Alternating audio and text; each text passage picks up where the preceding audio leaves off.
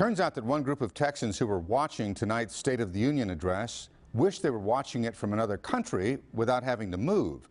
They want our state to secede from the Union. And tonight, Local 2 Investigate goes inside the Texas Nationalist Movement. Could they really be a political power? Local 2 investigator Joel Eisenbaum discovers why they're pushing for you to have a choice.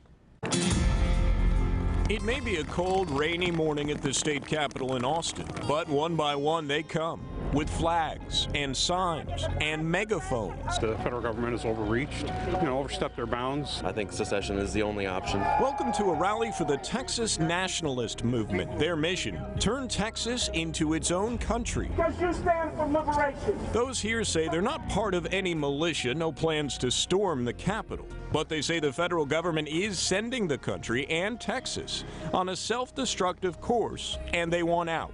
The solution, they say, is a peaceful transition to an independent Texas. You live in a country that is falling apart. Daniel Miller is the group's president. Our focus is the political, cultural, and economic independence of Texas. Miller, a business owner in Nederland, is pushing for a bill that would give you a chance to vote on secession from the United States. The group's been around in some form for 20 years, but Miller thinks now may be their best shot. The administration in Washington, D.C. does the majority of the convincing for us.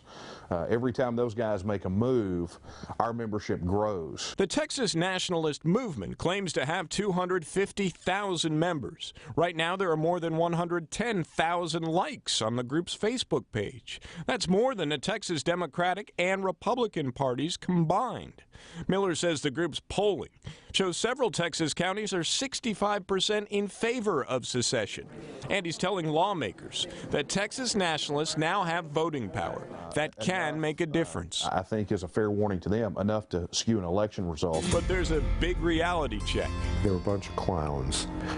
They have absolutely no basis for what they're saying. Peter Linzer is a constitutional law professor at the University of Houston Law Center. Legally, he says, the Supreme Court has ruled no state can leave the Union.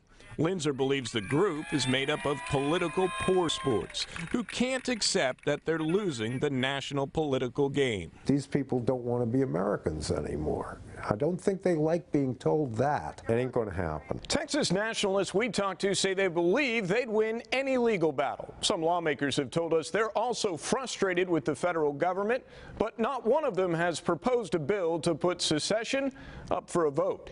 Joel Eisenbaum, KPRC, Local 2.